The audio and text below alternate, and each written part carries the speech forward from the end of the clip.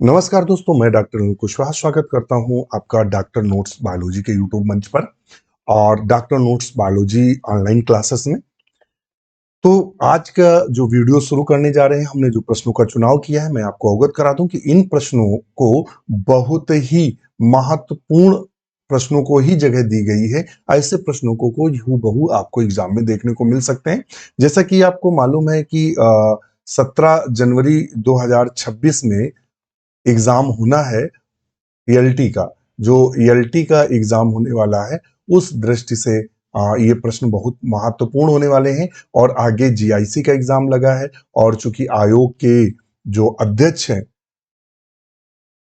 तो वो भी नियुक्त हो गए हैं, तो हमारे टीजीटी पीजीटी भी 4 से 5 माह में एग्जाम हो जाएंगे। तो मतलब अब आपकी तैयारी जाया नहीं जाएगी। अगर आप लगातार मेहनत करते हैं तो कहीं ना कहीं सिलेक्शन श्योर हो जाएगा। अब तक डॉक्टर नोट्स बायोलॉजी के 300 प्लस मित्र हैं जो टीजीटी पीजीटी एलटी जीआईसी आदि में सिलेक्ट हैं। अगला नंबर आपका भी होगा। आज ही जुड़े, अधिक जानकारी के लिए कॉल मैसेज करें। हमारे एप्लीकेशन डॉक्टर नोट्स बायोलॉजी को आज ही डाउनलोड करें, क्रिएट अकाउंट करें। चलिए क्वेश्चन नंबर फर्स्ट पर नजर डालते हैं। और क्वेश्चन एक एक क्वेश्चन को बहुत सावधानी पूर्वक चुना गया है। क्वेश्चन नंबर फर्स्ट हमसे कह रहा है, member of which class possesses the bundle of his in the heart. कहता है कि उसने यहाँ कई सारे क्लासें दी हैं, जैसे कि रेप्टिलिया दिया है जिसमें छिपकली आदि आती हैं, मैमल्स दिया है, एम्फीबिया दिया है, या नन ऑफ दीज। कहता है इनमें से वह क्लास कौन सी है जिनमें बंडल ऑफ हिज पाई जाती है। तो हम आपको जानकारी दे दें कि अगर आप बंडल ऑफ हिज तभी जान पाएंगे जब आपको पता हो कि आखिर ये होता क्या है। तो हम आपको जानकारी दे दें, जैसे कि ये हमारा हृदय है। ये हमारा हृदय है। ये ये हमारा फोर चेम्बर्ड हृदय है। ये ठीक है। अब अगर हम बात करेंगे, ठीक है, तो यहाँ एक घुंडी संरचना पाई जाती है। फिर इससे जो निकल कर यहाँ फाइबर नुमा संरचना यहाँ आती है। फिर यहाँ से जो फाइबर नुमा संरचना निकलती है, ये ऐसे, और ये ऐसे जाती है। ये ठीक है। ये आप ध्यान से देखिएगा, यहां से क्वेश्चन फंसाता है, इसीलिए थोड़ा सा हम टाइम ले रहे हैं। ये इस तरह की संरचना यहां से यहां ऐसे जाती है। यहां से कुछ इस तरह के धागे निकलते हैं, और इसी इंपल्स से एक इस तरह के यहां ही आती है। ठीक है। ये तो इसको क्या बोलते हैं, ये जो गांठ संरचना है, इसे बोलते हैं एसे नोड। एसे नोड के नाम से जानते हैं, साइनो आरिकुलर नोड के नाम से जानते हैं, एसे नोड। एसे नोड के बाद ये वाली जो फाइबर्स गया हुआ है, या ये नफ्स टाइप की जो जाती है, इसको बोलते हैं, इसको ध्यान में रखना, इसको क्या बोलते हैं, कलर ले लें। और इससे कम से कम 10 क्वेश्चन सॉल्व होंगे, तो थोड़ा सा धैर्य से सुनिएगा। इसको, इस संरचना को क्या बोलते हैं, इसको बोलते हैं बैच मैन, बैचमैन्स बंडल बोलते हैं। ये एक क्वेश्चन ध्यान में रखना। आपसे पूछेगा बैचमैन बंडल किस में पाया जाता है, तो देखिएगा ये जो है वो राइट आर्किल है। क्या है? राइट आर्किल है। आर्किल। और ये कौन सी है? लेफ्ट आर्किल है। लेफ्ट आर्किल। तो ये बैचमैन बंडल्स पाए जाते हैं, ये ऐसे नोड है। और ये वाली जो गांठ संरचना है, इसको बोलते हैं एवी नोड। क्या बोलते हैं? AV node. Auriculo ventricular node के नाम से जानते हैं। ध्यान से देखिएगा, ये क्वेश्चन तो इंपॉर्टेंट है ही 100%, मगर यहां जो हृदय से क्वेश्चन घुमाता है, हम उसकी चर्चा कर रहे हैं, तो इसलिए उसको आप ध्यान में रखिएगा। और दूसरा, ये जो लाइंस गई हैं, ये इसके बोलते हैं बंडल ऑफ हिज। क्या बोलते हैं? Bundle of his. यही पूछा है, बंडल ऑफ हिज का। ये एक लेफ्ट और राइट दोनों तरफ जाती हैं, बंडल ऑफ हिज। ठीक है। और ये जो फाइबर्स गए हैं, इनको किस नाम से जानते हैं? तो इन फाइबर्स को जो हम जानते हैं, वो किस नाम से जानते हैं? लेफ्ट पोस्टीरियर बंडल के नाम से जानते हैं। लेफ्ट पोस्टी पोस्टीरियर बंडल के नाम से जानते हैं। बंडल के नाम से ये जो धागे नुमा गए, और इनको क्या बोलते हैं? तो इनको पुरकिंजे फाइबर बोलते हैं। पुरकिंजे फाइबर के नाम से जानते हैं। देखिए, अगर आप यहाँ सिर्फ इंटरटेनमेंट के लिए आए हैं और अगर आपको यह लगता है कि आप 2 मिनट वीडियो देख के और सिलेक्शन हो जाएगा, तो मुगलते में न रहिएगा। लोग 10 10 साल मेहनत करते हैं तब कहीं सिलेक्शन होता है। ठीक है, तो कभी भी ये इंटरटेनमेंट वीडियो नहीं है कि यहाँ कोई नाच रहा हो या गा रहा हो या मजाक कर रहा हो तो आपको खुशी महसूस हो। ये जॉब की बात है। अगर आप टीजीटी, एलटी और टीजीटी का सेम वेतनमान है, नाम अलग है और दोनों सहायक अध्यापक होते हैं, और उधर पीजीटी और जीआईसी लेक्चरर का सेम वेतनमान है। ठीक है, ये जो होते हैं टीजीटी पीजीटी जो होते हैं वो एडेड कॉलेज में होते हैं, सैलरियां गवर्नमेंट ही प्रोवाइड करती है, और जो जीआईसी एलटी होता है ये राजकीय कॉलेजों में होते हैं, सैलरियां सेम है। ईएलटी और टीजीटी वाले की अगर सैलरी अभी आपकी नौकरी लग जाती है तो मुझे लगता है 67 से लेकर 70,000 की आपकी पहली सैलरी बनेगी। 67 से 70,000। और पीजीटी में जो है वो 70,000 से लेकर आपकी 75,000 के लगभग पहली सैलरी बनेगी। वो इस पर निर्भर करता है कि एचआरए कितना है, किस शहर में है। जैसे कानपुर जैसे शहर में तो सीधे 5-6 हजार रुपए के आसपास एचआरए जाता है। आप कहीं ग्रामीण में लग गए तो 1800 है, 1700 या 1800 है। ठीक है, तो एचआरए का इतना अंतर, 4,000 सैलरी का अंतर आता है। मान लो यहाँ सेम डे पे अगर नौकरी कोई कानपुर मतलब रूरल एरिया में कर रहा है, कानपुर से दूर कर रहा है, या मुख्यालय से 9 या 10 किलोमीटर होता है तहसील से, तो फिर 1700 मिलता है। और जो कानपुर नगर के मुख्य जगह पे कार्य कर रहा है तो उसकी 4,000 ज्यादा होगा ये चार्ज। तो अगर आपका 72,000 सैलरी है तो उसकी होगी सीधे 76,000। इतना अंतर होता है एचआरए का। तो ये महत्वपूर्ण भूमिका अदा करता है। तो जब भी कॉलेज आपको कभी भी आप चूज करना, तो ये भी ध्यान लेना, अगर जो महानगर के पास हो विद्यालय जरूर चूज करना, वहां एचआरए ज्यादा मिलता है। चलिए, वो तो बात थी, तो थोड़ी मेहनत भी करनी पड़ेगी। हाँ, तो मैं ये कह रहा था, तो एक तो ये बैचमैन्स बंडल आपको पता होना चाहिए, और बंडल ऑफ फिश किस में पाए जाते हैं। तो कहता है रेप्टाइल्स में पाए जाते हैं, या मैमल्स में, या एम्फीबिया में, नन ऑफ देवस में। तो हम आपको बता दें कि जो बंडल ऑफ हिज है, बंडल ऑफ जो हिज हैं, ये जनरली पाए जाते हैं एवीज में, यानी पक्षियों में, और मैमल्स में देखने को मिलते हैं। मैमल्स में देखने को मिलते हैं। तो यहाँ केवल मैमल्स दिया है, तो ऑप्शन बी को हम बिल्कुल सही करेंगे। किसको सही करेंगे? ऑप्शन बी को बिल्कुल हम सही करेंगे, बी को। क्वेश्चन नंबर 2 कहता है, क्या कहता है? Which is the following is called the pace maker of the heart. इनमें से जो संरचना एलटी 2015 में तो एलटी नहीं हुआ था, ये मुझे लगता है जीआईसी का है क्वेश्चन। जीआईसी में पूछा गया था कि which of the following is called the pace maker of heart. Heart का पेस मेकर किसे कहा जाता है? तो चूंकि जो पेस मेकर होता है, जो हार्ट को इनिशिएट करता है, तो अभी हमने जब हृदय की संरचना बनाई थी, तो जो ऐसे नोड है, ऐसे नोड, इसी को नेचुरल पेस मेकर बोलते हैं, नेचुरल पेस मेकर के नाम से जानते हैं। अर्थात इम्पल्स जो है, पेस मेकर के नाम से जानते हैं। इंपल्स का मतलब जो होता है मतलब उद्दीपन जो उत्पन्न होता है यहीं से, ऐसे नोड। इसका फुल फॉर्म होता है साइनो आरिकुलर नोड।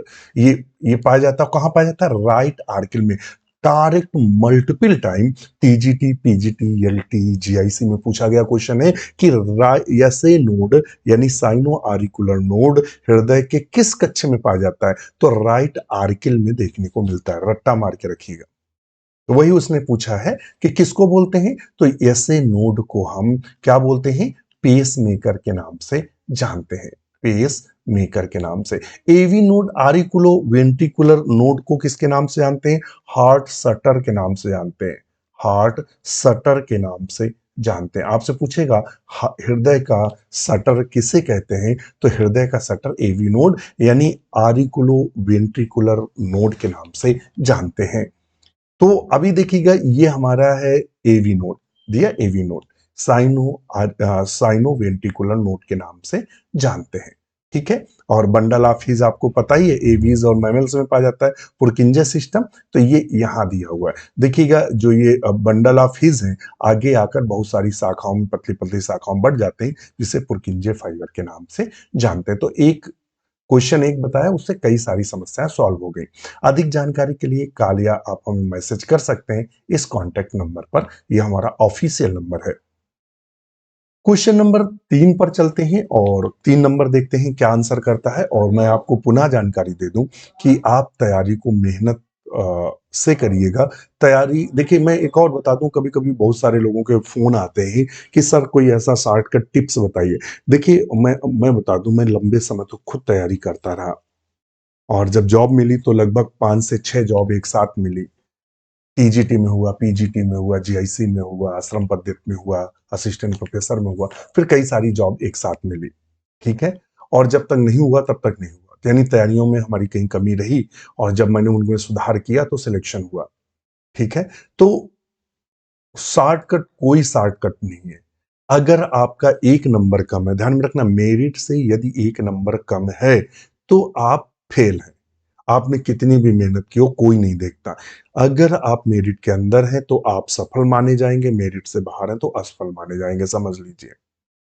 आपका जो साथी है या जो आपका कॉम्पिटिटर है, वो लगातार बहुत मेहनत कर रहा है, बहुत दम के साथ पढ़ रहा है और आराम से आप मोबाइल चला रहे हैं, आनंद ले रहे हैं। ना आपके पास कंटेंट है, ना आपको ये पता कितना पढ़ना है, कितना छोड़ना है, क्या करना है, कैसे पढ़ना है, कहाँ से कितना, जब आपको मालूम ही नहीं है, तो आप क्या करेंगे? हवा में तीर चला रहे हैं और हवा में तीर कभी सक्सेस नहीं होते। तो आपको अपना मोटो निर्धारित करना है, आपको पढ़ने के घंटे बढ़ाने हैं और सबसे ज़्यादा जो बात है कि पढ़ना क्या है। देखिए, स्मार्ट जो तैयारी होती है, स्मार्ट तैयारी, 2 तरह की तैयारी होती है। एक होता है हार्ड तैयारी, एक होती है स्मार्ट। देखिए, हार्ड जो तैयारी होती है उसमें सफलता के चांस कम होते हैं, मगर जो स्मार्ट तैयारी होती है उसमें सफलता के चार ज़्यादा होते हैं। स्मार्ट तैयारी में आप वो चीज़ें टारगेट करते हैं जो एग्ज़ाम ओरिएंटेड है। हार्ड में क्या कर रहे हैं, आप सब पढ़ते जा रहे हैं, मेहनत तो 10 घंटे कर रहे हैं, मगर सफल नहीं हो पा रहे हैं। और जो स्मार्ट है, वो मेहनत 4 से 5 घंटे डेली पढ़ रहा है और वो जॉब ले जा रहा है, आप 10 घंटे पढ़ रहे हैं, आप जॉब नहीं। आप कहते हैं सबसे कि मैं मेहनत तो बहुत करता हूँ, पता नहीं क्या है, तो इसका मतलब आपकी तैयारी स्मार्ट नहीं है, कहीं न कहीं आप कमियाँ कर रहे हैं। चलिए, क्वेश्चन नंबर 3 है, tricuspid valve of the heart of यूथेरियंस is present between, Eutheria तो जानते ही हैं, आ गया? जो मैमल से 3 में बांटा, प्रोटोथीरिया, मेटाथीरिया और यूथीरिया। 3 में बांटा गया ना, प्रोटोथीरिया, मेटाथीरिया और यूथीरिया। तो जो कहता है यूथीरियंस है, जिसमें हम लोग आते हैं, तो कहता है कि इनका जो ट्राइकस्पिड वाल्व होता है, ट्राइकस्पिड वाल्व है, प्रेजेंट बिटवीन, किसके मध्य में पाया जाता है? क्यों, कौन सा? ट्राई जो कस्पिड वाल्व है वो किसके मध्य में पाया जाता है? तो हम आपको जानकारी दे दें कि जो हमारा हृदय होता है, ये हम चित्र इसलिए बनाते हैं जिससे आप उसको बेहतर से समझ सके। मान लेते हैं ये हमारा हृदय है। अब जो हमारा राइट साइड होता है, ये राइट साइड है, कौन सा? राइट साइड है। और ये हमारा लेफ्ट साइड है। तो राइट साइड में यहाँ 3 छिद्र पाए जाते हैं और इस तरफ 2। तो जहां जिस तरफ 2 छिद्र पाए जाते हैं, उनको हम बाइकस्पिड वाल्व बोलते हैं। क्या बोलते हैं? बाइकस्पिड वाल्व, बाइकस्पिड वाल्व बोलते हैं। ध्यान में रखना, वाल्व। इसी को, बाइकस्पिड वाल्व को मिट्रल वाल्व के नाम से जानते हैं। मिट्रल वाल्व पूछता एग्जाम में मल्टीपल टाइम, कम से कम 10 बार क्वेश्चन बना हुआ है कि मिट्रल वाल्व किसे कहते हैं। तो जो मिट्रल है, मिस्ट्रल नहीं होता, मिट्रल, जो मिट्रल वाल्व होता है वो किसे कहते हैं? मिट्रल जो वाल्व होता है वो बाइकस्पिड वाल्व को कहते हैं। और जहां राइट साइड में 3 छिद्र पाए जाते हैं, इसीलिए इन्हें ट्राई कस्पिड वाल्व के नाम से जानते हैं, कस्पिड वाल्व के नाम से जानते हैं। तो राइट आर्किल या राइट जो आलिंद होता है और लेफ्ट आलिंद, दाहिना बायां आलिंद। तो ये जो राइट आर्किल होता है, आर्किल उस ओर पाया जाता है। तो ये कहता है लेफ्ट आर्किल एंड लेफ्ट वेंट्रिकल के बीच में पाया जाता है। तो लेफ्ट साइड, ये लेफ्ट साइड में क्या पाया जाएगा? बाइकस्पिड वाल्व पाया जाता है, बाइकस्पिड वाल्व पाया जाएगा। राइट एंड लेफ्ट आर्किल, राइट और लेफ्ट के बीच में, तो ये तो बिल्कुल गलत है। राइट आर्किल और राइट वेंट्रिकल, ठीक है, ये राइट आर्किल है और ये राइट हमारा वेंट्रिकल है, ये लेफ्ट वेंट्रिकल। तो राइट आर्किल और राइट वेंट्रिकल के मध्य में जो 3 छिद्र पाए जाते हैं उनको ट्राइकस्पिड वाल्व के नाम से जानते हैं। तो ऑप्शन वही लिखा है, राइट आर्किल, ठीक है, राइट आर्किल, राइट वेंट्रिकल, ठीक है, राइट वेंट्रिकल के मध्य में पाया जाता, बिल्कुल सही है। यही ये देखने को मिलता है, तो ऑप्शन सी को हम सही करेंगे।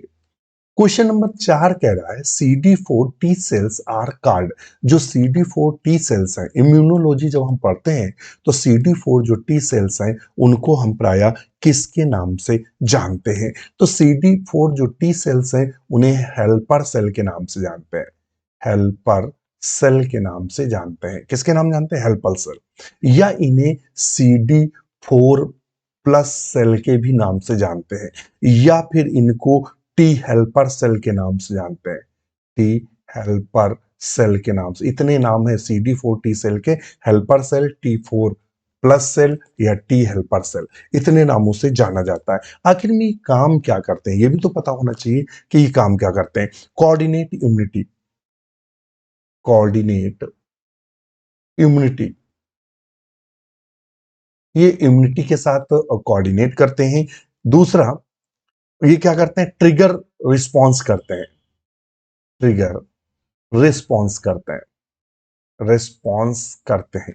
दूसरा, फाइट पैथोजन, फाइट पैथोजन, ये पैथोजन से लड़ते भी हैं, पैथोजन। तो कहता है CD2 पे किलर टी सेल है, किलर नहीं है। हिस्टोसाइट है, नहीं। हेल्पर टी सेल, बिल्कुल। देखिए क्या कह रहे हैं, टी हेल्पर सेल है, अर्थात ऑप्शन सी को हम बिल्कुल सही करेंगे। किसको करेंगे? ऑप्शन सी को बिल्कुल सही करेंगे।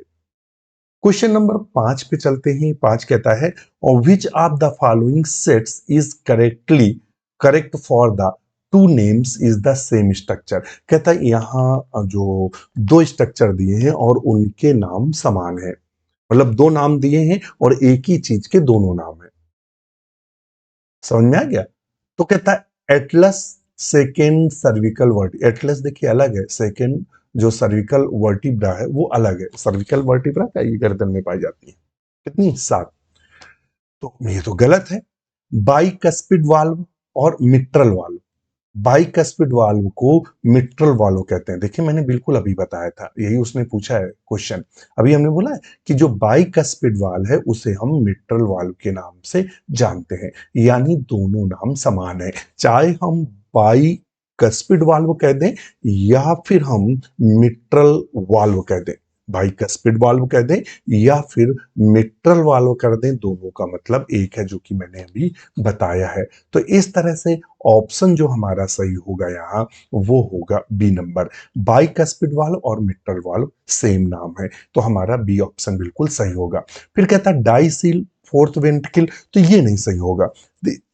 एक्चुअली में जो थर्ड वेंट्रिकल, और ये वेंट्रिकल कहाँ पढ़ा है, तो जब आप थ्योरी क्लास में जाएंगे, हमारी वीडियो आप देखते होंगे, चाहे एलटी वाले बैच, एलटी जीआईसी बैच हो या फिर विजेता बैच हो, तो जब वहां हमने नर्वस सिस्टम पढ़ा है तो ब्रेन में हमने खांचे पढ़ाई हैं। हमने कहा था 4 खांचे पाई जाती हैं जिनको वेंट्रिकल के नाम से जानते हैं, first ventricle, second, third, fourth, और उनके नाम भी बताए थे। तो हमने उसमें बताया था कि जो थर्ड वेंट्रिकल होता है, जो थर्ड वेंट्रिकल होता है उसका नाम होता है डाइसिल। क्या होता है? डाइसील होता है। तो इसने डाइसील दिया है, तो ये किस वेंट्रिकल का नाम है? थर्ड वेंट्रिकल का। और यहां दिया है डाइसील, यहां दिया फोर्थ वेंट्रिकल, तो फिर फोर्थ वेंट्रिकल का नाम क्या है? तो फोर्थ वेंट्रिकल का नाम होता है मेटासील। ठीक है, तो यानी ये गलत है। क्या है? गलत है। डाइसील किसको बोलते हैं? थर्ड वेंट्रिकल को। इसने डाइसील और फोर्थ वेंट्रिकल, तो दोनों एक ही नाम नहीं है। Pacemaker, bundle of his, pacemaker SA node को बोलते हैं, जबकि बंडल ऑफ हिज जो है वो पेसमेकर से आगे जाकर नर्व्स टाइप की संरचनाएं होती हैं, तो ये भी गलत है। तो ऑप्शन बी हमारा बिल्कुल सही है। अगर आप हमसे जुड़ना चाहते हैं तो डॉक्टर नोट्स बायोलॉजी ऐप को गूगल प्ले स्टोर से डाउनलोड करें। हमारे जो बैचेस हैं वो अवेलेबल हैं। जो हमारा बैच है कौन सा? विजेता बैच। हमारा बैच कौन सा है? विजेता बैच।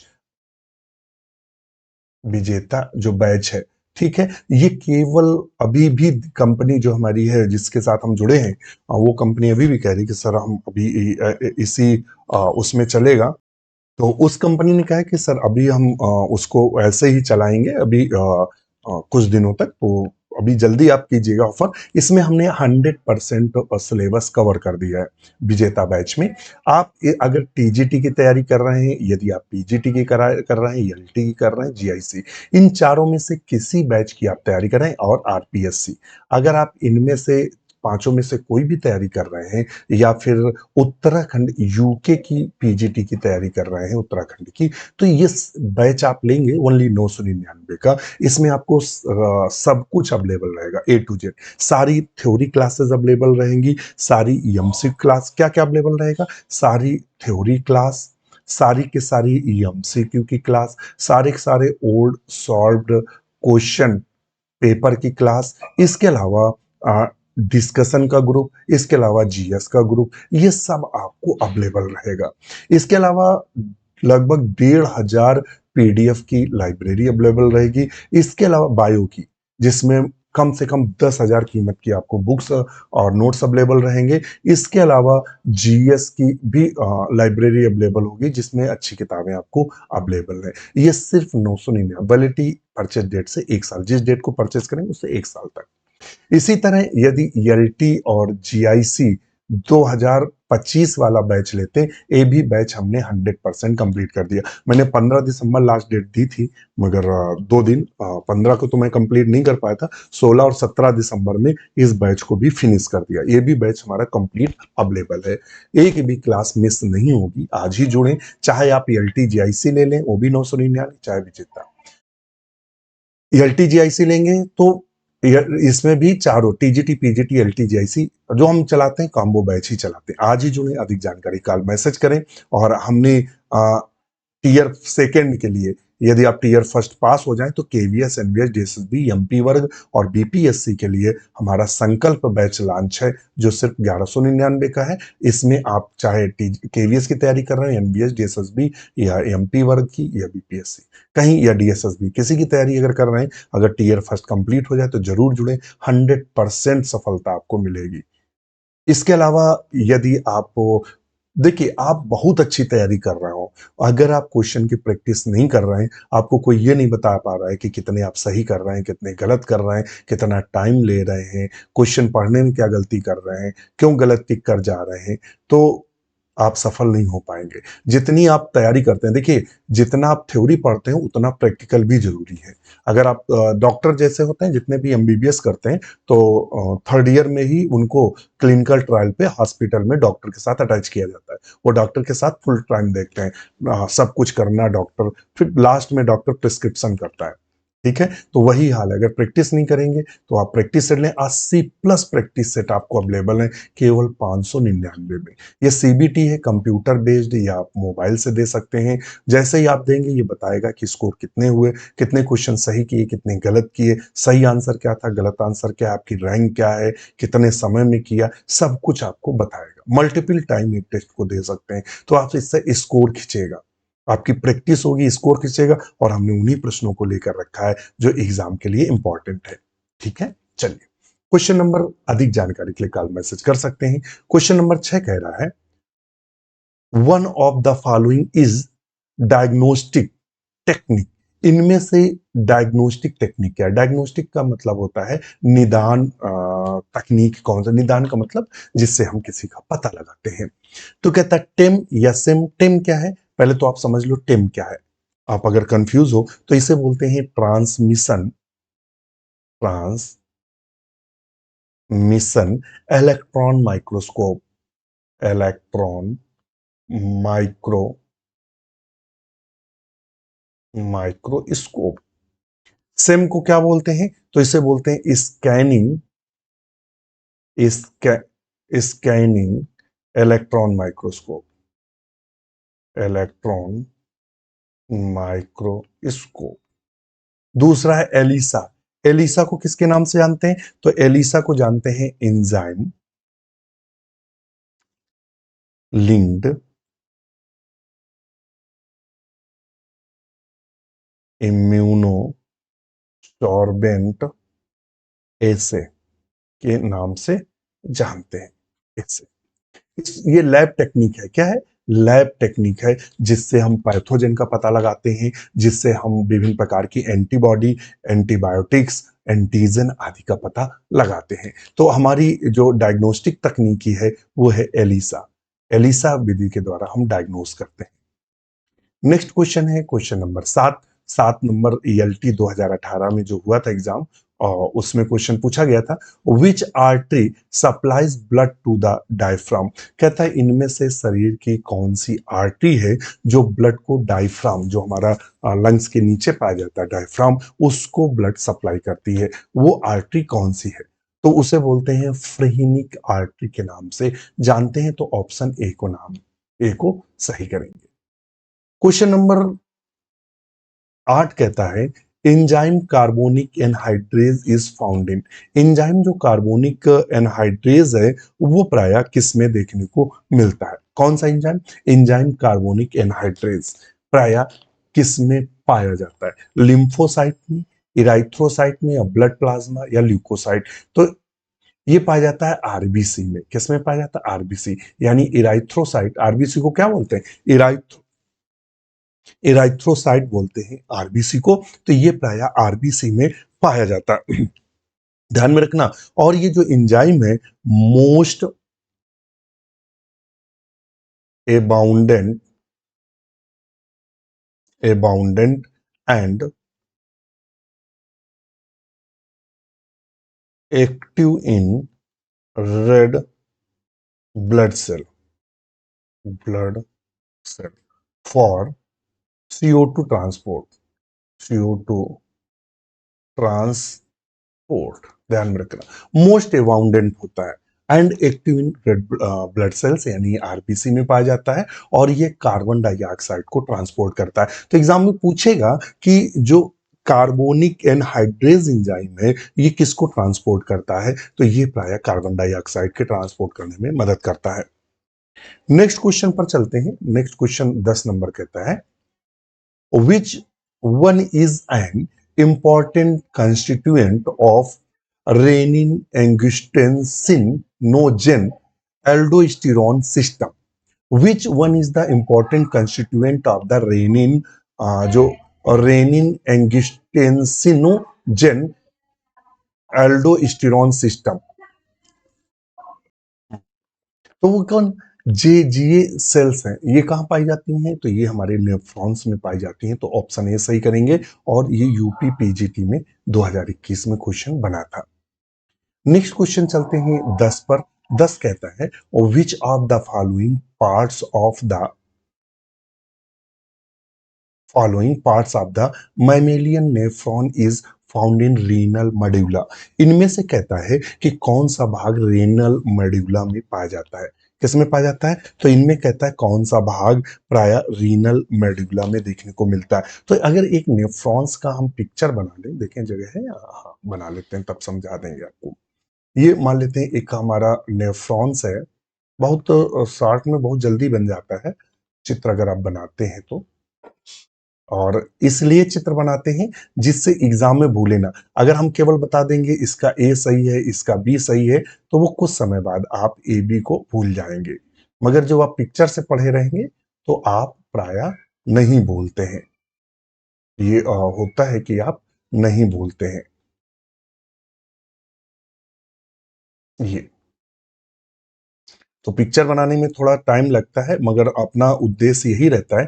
डॉक्टर नोट्स बायोलॉजी के इसीलिए इतने मित्र सिलेक्ट हुए हैं क्योंकि ये एक परिवार है, ये कोई कोचिंग संस्थान नहीं है कि आपको कोचिंग संस्थान की तरह ट्रीट किया जाए।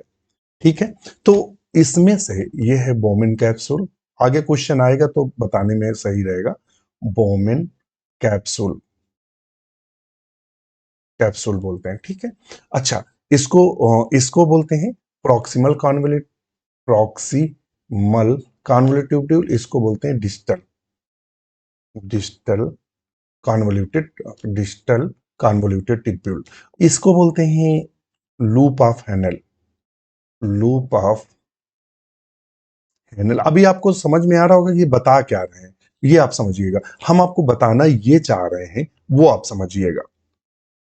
जैसे कि ये इतना जो भाग है, ये वाला, ये वाला। तो जो ऊपर वाला भाग है, इसको अलग कलर पेन से ले लें, आप समझ रहे हो बता। ये वाला जो किडनी का कॉर्टेक्स भाग है, ऊपर वाला, यानी बोमेन कैप्सूल और प्रॉक्सिमल कॉन्वोल्यूट डिस्टल ये कॉर्टेक्स भाग में पाया जाता है। ये जो नीचे वाला भाग है, ये प्राय और खासकर इतना जो भाग है ये वाला, ये पाया जाता है आउटर मेडुला में। कहाँ पाया जाता है? आउटर मेडुला में पाया जाता है। और ये जो नीचे वाला भाग है वो इनर मेडुला में पाया जाता है। मेडुला में, सॉरी, इनर मेडुला में पाया जाता है।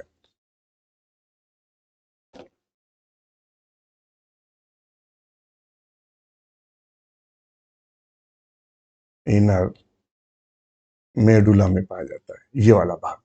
तो वही अब हमसे उसने पूछा क्या है, तो देखो पूछा हुआ उसने कि which of the following parts of the mammalian nephron. तो हमने एक मैमेलियन नेफ्रॉन बना दिया और फिर कहता है nephron found the renal medulla. ये जो रीनल मेडुला वाला भाग है उसमें क्या पाया जाता है? कहता है ग्लोमेरुलस। तो ग्लोमेरुलस कहाँ पाया जा रहा है? कॉर्टेक्स में। फिर कहता है डिस्टल कॉन्वोल्यूटेड ट्यूब्यूल। तो डिस्टल कॉन्वोल्यूटेड ट्यूब्यूल किसमें पाई जा रही है? कॉर्टेक्स में। प्रॉक्सिमल कॉन्वोल्यूटेड ट्यूब्यूल वो भी कहाँ पाई जा रही है? कॉर्टेक्स भाग में। अब नीचे ये कौन है? Henle loop. लूप ये कहाँ पाया जा रहा है? इनर मेडुला में। इसका कुछ भाग पाया जा रहा है आउटर मेडुला में, कुछ इनर। ये हेनले जो पिन की तरह दिखाई दे रही है। तो हमारा कौन पाया जाएगा? Loop of Henle. तो ऑप्शन हमारा कौन सा सही होगा? तो ऑप्शन हमारा डी बिल्कुल सही होगा। तो आप, इसीलिए मैं आपको इतना डिटेल में पढ़ाता हूं जिससे एक भी क्वेश्चन गलत ना हो। अधिक जानकारी के लिए कॉल मैसेज कर सकते हैं या हमें विजिट कर सकते हैं www.drnotesbiology.in पर। यह हमारी वेबसाइट है www.drnotesbiology.in पर। ये हमारी वेबसाइट है और ये हमारा कॉन्टैक्ट नंबर है। आप इस पे कॉल मैसेज कर सकते हैं, आपकी पूरी हेल्प की जाएगी। यदि आपने तैयारी नहीं शुरू की है तो तैयारी शुरू कर दीजिए। मान लेते हैं अगर अब आप तैयारी शुरू करते हैं, आप कहेंगे कि सर रियलिटी के इतने दिन बचे हैं अब तैयारी, तो देखिए हमारा कोई भी बैच लीजिए, जो आपका पोर्शन इनकम्प्लीट हो, कम तैयार हो, वो वहां से आप अभी 10 से 15 दिन का समय है, 20 दिन का आप पढ़ सकते हैं। उसके बाद जीआईसी लगेगा, जीआईसी की डेट आएगी। तो अगर यहाँ आप चूकते हैं तो जीआईसी आपका निकल जाएगा। जीआईसी से अगर चूकते हैं तो टीजीटी पीजीटी लगा है, वहां निकल जाएगा। अगर यहां भी अगर माई देवर चूक गए तो अभी नए आयोग के अध्यक्ष आ ही गए हैं और बड़ी वैकेंसी लगभग 30,000 जैसे कि पेपर में आ रहा है, टीजीटी पीजीटी की भविष्य में 30,000 वैकेंसी आने वाली है। तो उस वैकेंसी में श्योर आपका हो जाएगा। समझ रहे हैं? तो मतलब आप, हमारा ये कहना है कि अगर आप रात दिन मेहनत करेंगे, हमारे साथ जुड़ेंगे एक ऐसे मंच के साथ, और चूंकि मैं खुद सिलेक्टेड हूँ, 5 जगह का सिलेक्टेड हूँ, मैं गवर्नमेंट जॉब भी करता हूँ, अच्छी पोस्ट पे भी हूँ, तो मैं अपने अनुभव के आधार पर कहता हूं। और जिस संस्था से 300 मित्र टीजीटी पीजीटी एलटी जीआईसी में सिलेक्ट हुए हैं, वो बहुत बड़ी बात है। और हमारी फीसें इतनी कम इसलिए रहती हैं क्योंकि मैं जॉब करता हूं। ये केवल जो फीस लेता हूं, ये ऐप खर्च है, सर्वर खर्च है और प्रिंट खर्च, दुनिया भर के जो खर्च है उसके लिए ये फीसें ली जाती हैं। बाकी ये आपके सपोर्ट के लिए। आप जानते ही हैं कि एक यूकेजी और पीजी, आपके घर में कोई यूकेजी का बच्चा पढ़ रहा हो, एलकेजी या कक्षा 1 में, उसका जो ट्यूशन पढ़ाने वाला टीचर आता होगा, वो अगर घर में आता होगा तो 2,000 रुपए महीने चार्ज करता है एक बच्चे का। और मैं आपको 1,000 रुपए में 1 साल और कंटेंट की मैं गारंटी लेता हूं। मैं वही कंटेंट देता हूं जिसको पढ़ के मैं सिलेक्ट हुआ, ऐसा कोई कंटेंट नहीं देता हवा हवाई हो। आप दुनिया में कहीं भी पढ़ लीजिए, मगर कंटेंट की गारंटी मैं देता हूं। क्योंकि अनुभव के आधार पर लंबे समय तक तैयारी की, जॉब की, नौकरी तभी मिली है जब कंटेंट हमने अच्छा पढ़ा होगा, वरना नौकरी कहाँ रखी है। चलिए, तो इसलिए आप आज ही जुड़े, अधिक जानकारी मैसेज करें। ये जीआईसी में पूछा गया क्वेश्चन था, 2021 में पूछा गया था। विच of the following has the highest amount of urea. ये क्वेश्चन ऐसा है कि ध्यान में रखना, टीजीटी पीजीटी एलटी जीआईसी, इसके अलावा केवीएस, इसके अलावा एनवीएस, इसके अलावा डीएसएसबी कॉमन रूप से पूछा जाता सबसे ज्यादा कि इनमें से वो हाईएस्ट अमाउंट में यूरिया किस में पाई जाती है। दो पूछे जाते हैं, सबसे हाईएस्ट अमाउंट में यूरिया किस में पाई जाती है, फिर पूछा जाता है सबसे लोवेस्ट अमाउंट में यूरिया किस में पाई जाती है। दो क्वेश्चन ऐसे हैं कि मतलब मैं जब भी कंफ्यूजन बहुत होता है, समझ रहा है। अगर इस पे ध्यान न दो, क्वेश्चन गलत भी बहुत होता है, तो ध्यान में रखना। हम आपको बता रहे हैं, जो हिपैटिक वेन है, कौन? हिपैटिक जो वेन है, हिपैटिक वेन में जो यूरिया होती है, जो हिपैटिक वेन में यूरिया होती है वो हाईएस्ट कंसंट्रेट होती है, हाईएस्ट कंसंट्रेट होती है हिपैटिक वेन में। तो इसका मतलब ऑप्शन भी सही है, यूरिया सबसे ज्यादा कंसंट्रेट किस में, हिपैटिक वेन में। और ध्यान में रखना, जो रीनल वेन होती है, रीनल जो वेन होती है उसमें जो यूरिया होती है, कंसंट्रेशन जो यूरिया का वो लो होता है, कम होता है। अगर आप पूछेगा सबसे यूरिया कंसंट्रेशन कम, तो सबसे कम इसमें, सबसे ज्यादा किसमें होती है, हिपैटिक वेन में।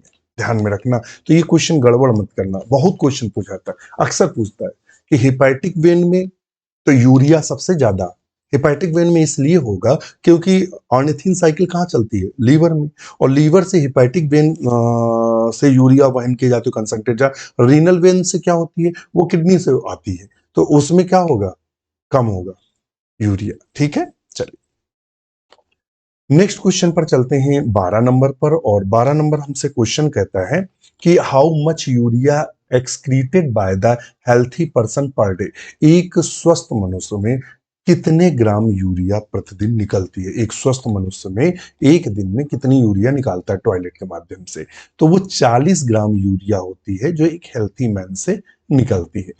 किससे, 40 ग्राम यूरिया एक स्वस्थ मनुष्य से निकलती है। और आप ऐप पे जाइएगा, डेमो क्लासें पड़ी हैं, आप जरूर देखिएगा, अगर आप संतुष्ट हो, लगे कि हाँ कंटेंट अच्छा है तो जरूर ज्वाइन करिएगा। मैं चाहता हूं कि आपकी आप भी अगली बार लिस्ट में हो। और देखिए यूट्यूब पर जाके हमारे देखिएगा डिस्क्रिप्शन में, जब भी कोई सिलेक्ट होता है, बहुत सारे लोग सिलेक्ट हुए, तो तब तब मैं बताता रहता हूँ, कोई जीआईसी में हो गया, कोई असिस्टेंट प्रोफेसर में हो गया, मैं बताता रहता हूँ। तो मुझे लगता है कि अगला नंबर आपका हो कि मैं अपने यूट्यूब मंच पर अनाउंस करूं कि आपका सिलेक्शन हो गया है फलानी पोस्ट पे।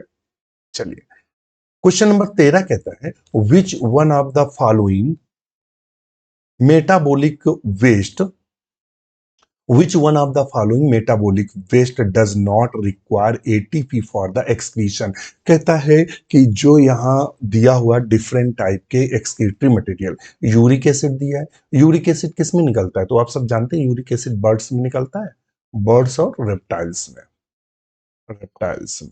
यूरिया जनरली मैमल्स में निकलती है, मैमल्स।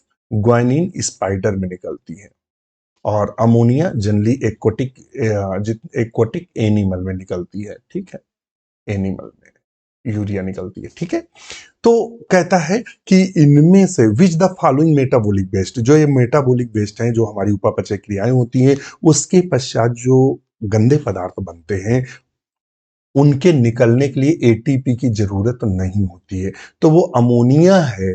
ध्यान में रखना, क्या अमोनिया है जिसके निकलने के लिए हमें एटीपी की आवश्यकता नहीं होती है। बाकी यूरिक एसिड, यूरिया, ग्वानिन आदि में थोड़ी ना थोड़ी एटीपी की आवश्यकता होती है जिससे ये बाहर निकल सके, मगर जो अमोनिया होता है ये पैसिव होता है, इसमें हमें एटीपी की आवश्यकता नहीं होती, तो ऑप्शन डी को हम सही करेंगे।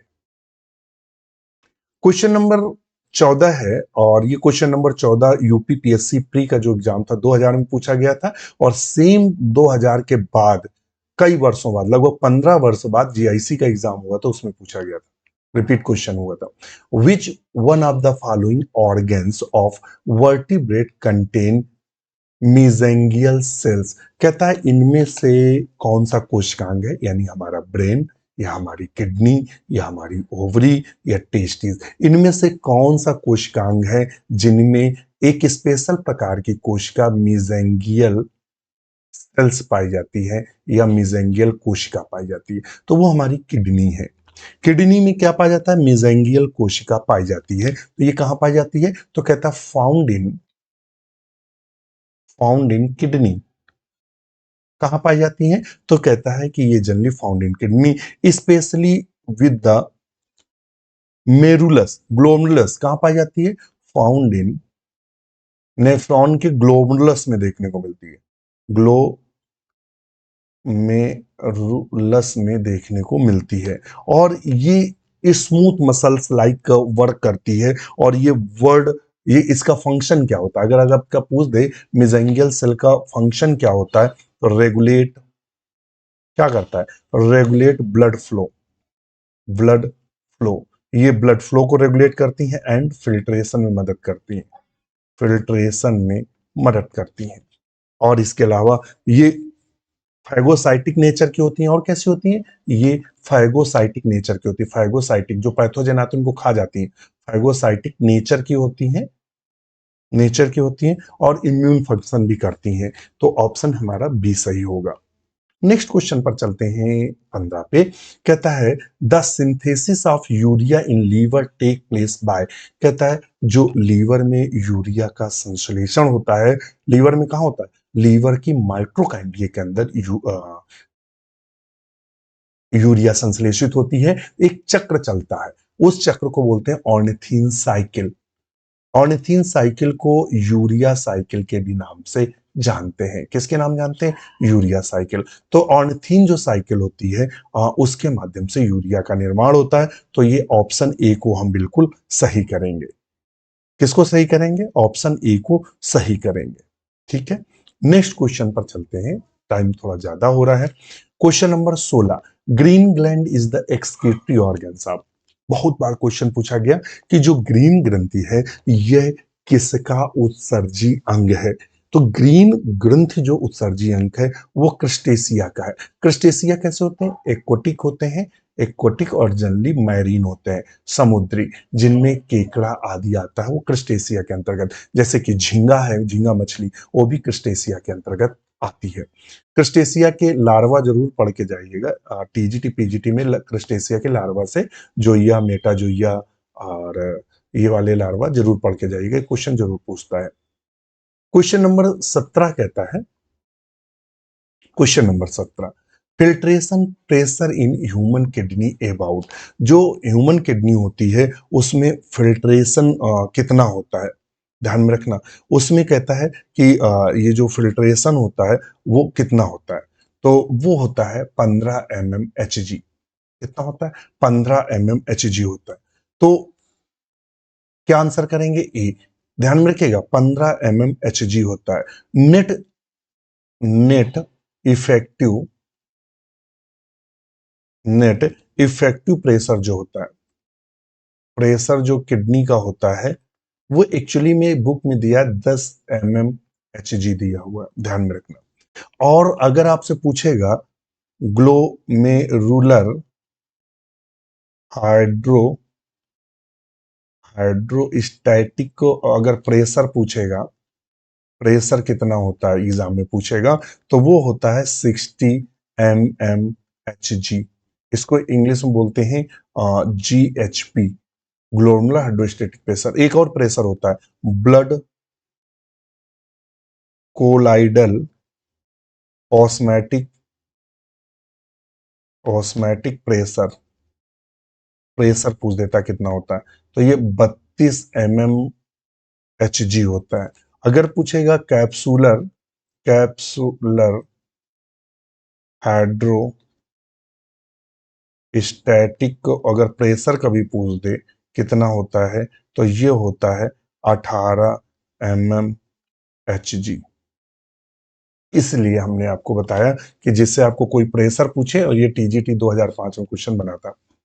ठीक है, चलिए फिर कहता है loss of large quantities of plasma protein with urine known as. कहता है कि जो हमारी प्लाज्मा प्रोटीन है, तो जो टॉयलेट जाते हैं उसमें अगर ज्यादा मात्रा में प्लाज्मा प्रोटीन निकले तो क्या कहलाता है, कौन सा रोग। तो कहता है डाउन सिंड्रोम। नहीं, डाउन सिंड्रोम जो होता है, तो जो हमारा 21वां क्रोमोसोम होता है, क्रोमो क्रोमोसोम होता है, उसमें ट्राइसोमी हो जाती है, यानी बढ़ जाता है, ट्राइसोमी हो जाती है। इसलिए डायबिटीज इंसिपाइडस किससे होता है, देखिए डायबिटीज इंसिपाइडस और डायबिटीज मेलाइटस दो होते हैं। डायबिटीज मेलाइटस जो है वो इंसुलिन की कमी से होता है, डायबिटीज जो इंसिपिडस होता है वो किससे होता है, एडीएच हार्मोन, एंटी डायबिटिक जो हार्मोन होता है एडीएच, उसकी कमी से होता है।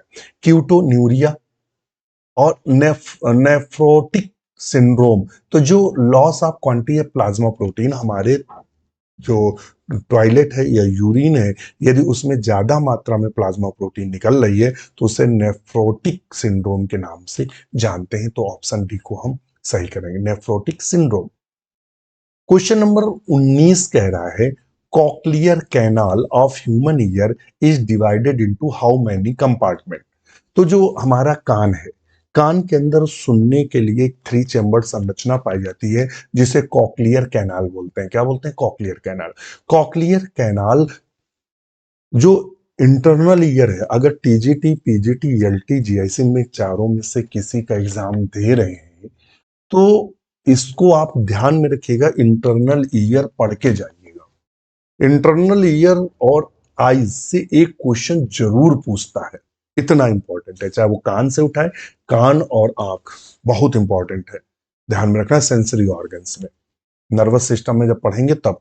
तो वही पूछ रहा है कि कॉक्लियर कैनाल कितने भागों में बटी रहती। तो मैं बता दूं कि जो कॉक्लियर कैनाल होती है, सॉरी, कॉक्लियर जो कैनाल होती है वो कितने भागों में बटी रहती है। तो देख लेते हैं। कॉक्लियर कैनाल बहुत इंपॉर्टेंट है और हम बार बार, हमें याद ये आ रहा है कि टाइम हो रहा है और बाद में ये लगता है यार कहीं छूट ना जाए, कहीं ये भी इंपॉर्टेंट है। एक्चुअली में जब आप पढ़ते हैं, क्वेश्चन सॉल्व कराते हैं तो आपको मालूम रहता है क्वेश्चन कहाँ से पूछ रहा है, क्या पूछ रहा है। तो अब हमें ये लगता है कि यार ये भी इंपॉर्टेंट है भी, तो इसीलिए हमारी क्लास थोड़ी लंबी हो जाती है। क्वेश्चन छोटे होते हैं मगर डाटा जो देते हैं वो डाटा इसलिए देते हैं क्योंकि बहुत लंबा बार बार क्वेश्चन पूछे गए हैं। तो मुझे लगता है कि ये इंपॉर्टेंट है, ये हम छोड़ देंगे तो और ये पूछ देगा, पूछेगा क्या, पूछने की प्रबल संभावना है। तो मुझे लगता है कि अगर ये छूट गया तो बच्चों का नुकसान हो जाएगा। अगर हमारी वजह से अगर 10-15 लोग भी अगर सिलेक्ट हो गए तो बड़ा लाभ होगा कि हाँ इतने लोग सिलेक्ट हो गए, हमें भी अच्छा लगता है। ये संरचना होती है। तो यहां ध्यान में रखिएगा 3 चेंबर में बटा रहता है। तो ऑप्शन तो पहले कर लो 3 चेंबर, पहले तो आप सीधे सीधे कर लो 3 चेंबर, जिससे गड़बड़ ना हो। ठीक है। अब इस वाले भाग को, पहले कक्ष को क्या बोलते हैं? स्कैला वेस्टिब्यूल बोलते हैं। स्कैला वेस्टिब्यूल कहते हैं। जो हमारी थ्योरी क्लासेस मित्र लिए हैं उनको इंटरनल ईयर पढ़ेंगे तो हमने ये सब पढ़ाया हुआ है। इसमें हम इसमें से जो भी आपको डिस्क्रिप्शन देते हैं वो अपने नोट से ही देते हैं, मैं बाहर से कुछ भी नहीं बताता। तो स्कैला वेस्टिब्यूल। दूसरे वाले कक्ष को क्या बोलते हैं? तो दूसरे वाले कक्ष को बोलते हैं स्कैला मीडिया। Scala media. और तीसरे वाले कक्ष को किसके नाम से जानते हैं? तो तीसरा वाला हमारा क्या हुआ? स्कैला वेस्टिब्यूल, स्कैला मीडिया और तीसरा हो गया स्कैला, स्कैला टैम्पोनॉइड। 3 कक्ष हो गए। फिर पूछ देता है कि स्कैला वेस्टिब्यूल में जो लिक्विड भरा रहता है उस लिक्विड को क्या कहते हैं? तो इस ये जो लिक्विड होता है पेरीलिम्फ होता है। पेरीलिम्फ होता है। थोड़ा टाइम लगेगा तो क्या करें, मगर पूछता है कि कॉक्लियर कैनाल का वह कौन भाग है जिसमें इंडोलिम्फ पाया जाता है? तो स्कैला जो मीडिया है इसमें इंडोलिम्फ भरा रहता है। इंडोलिम्फ भरा रहता है। और स्कैला टेम्पोनाइड में पेरीलिम्फ भरा रहता है। पेरीलिम्फ। और ये बहुत पूछता है जो मैं बताने जा रहा हूं। ऊपर की जो मेम्ब्रेन होती है स्कैला मीडिया में, जो ऊपरी झिल्ली लगी रहती है उसको बोलते हैं रेसिनर मेम्ब्रेन। बहुत पूछते हैं ये, कम से कम टीजीटी पीजीटी में 10 बार पूछा गया। रेसिनर मेम्ब्रेन बोलते हैं, सॉरी, मेम्ब्रेन के नाम से जानते हैं। और ये जो सी के आकार की संरचना है इसको बोलते हैं टेक्टोरल मेम्ब्रेन। क्या बोलते हैं? टेक्टोरल मेम्ब्रेन के नाम से जानते हैं। नीचे वाली मेम्ब्रेन भी बहुत पूछते हैं। नीचे वाली मेम्ब्रेन को किसके नाम? बैसिलर मेम्ब्रेन के नाम से, बैसिलर मेम्ब्रेन के नाम से, के नाम से जानते हैं। समझ में आ गया? तो ये यहां से बहुत क्वेश्चन बनते हैं, हमने सब बता दिया है।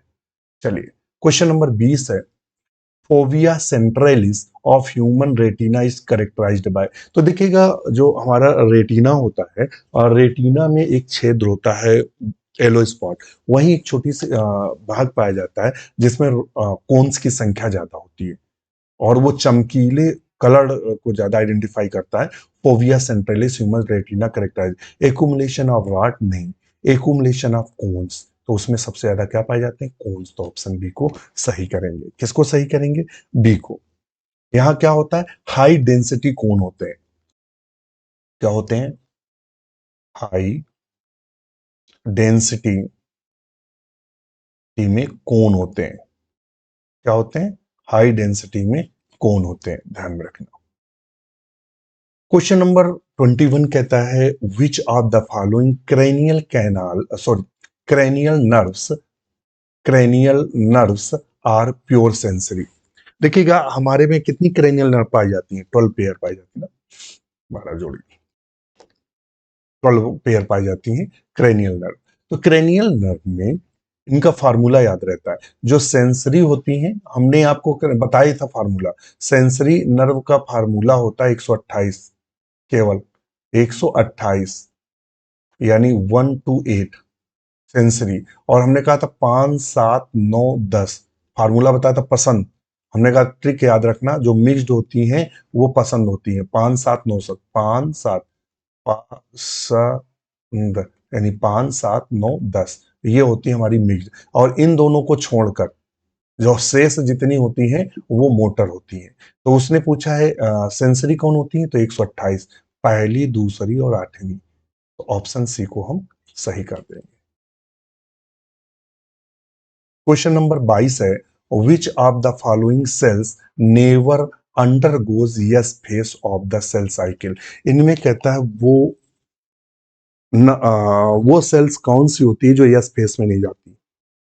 समझ में आ गया, G1 S G2 face, yes face में कौन सी नहीं जाती है, तो वो है हमारी जो ह्यूमन नर्व सेल होती है, वो कभी भी यस फेस में नहीं जाती। टीजीटी बायोलॉजी 2011 में क्वेश्चन बना है।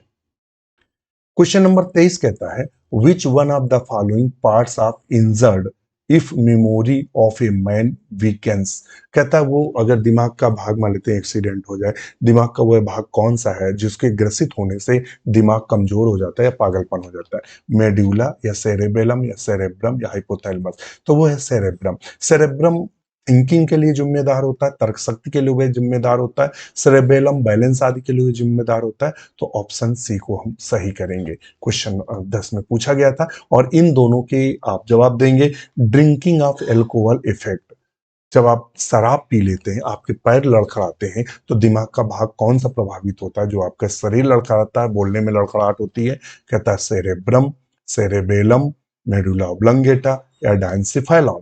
आप आंसर करिएगा, आपके आंसर का इंतजार रहेगा, कमेंट बॉक्स पे जरूर करिएगा। और दो क्वेश्चन देते हैं, और ये अभी 2015 जीआईसी में पूछा गया था।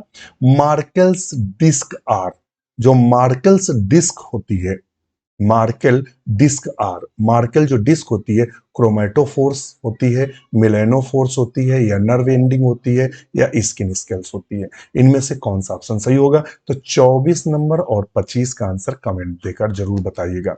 वीडियो आप लाइव सेशन में देख रहे थे, हम कमेंट्स इसलिए नहीं लेते हैं सबके, मैं देखता सबके कमेंट्स हूँ, साइड में हमारे कमेंट जो है स्क्रॉल होते रहते हैं। अगर मैं कमेंट्स पे अगर जवाब देने लगा तो जो क्लास हम 1 घंटे में पूरी कर रहे हैं वो मैं 4 घंटे में नहीं पूरी कर सकता, क्योंकि ज्ञान जो है वो अथाह है। अगर आप किसी भी टॉपिक में हम घुस गए तो पता लगा कि हम लोगों का टारगेट अभी जॉब पाना है, ना कि विद्वान बनना। मैं हरदम अपने मित्रों से भी कहता हूं कि आप विद्वान बनने की कोशिश, बायोलॉजी को पारंगत मत होइए, बायोलॉजी में पारंगत होने की कोशिश मत करिए। आप सिर्फ उतनी चीज पढ़िए जितने में सिलेक्शन हो, नौकरी पा जाओ, नौकरी पा जाओ, फिर आप पारंगत हासिल करते रहिए। क्योंकि अगर पारंगत में आप पढ़ गए तो सिलेक्शन नहीं होगा। समझ में आ गया।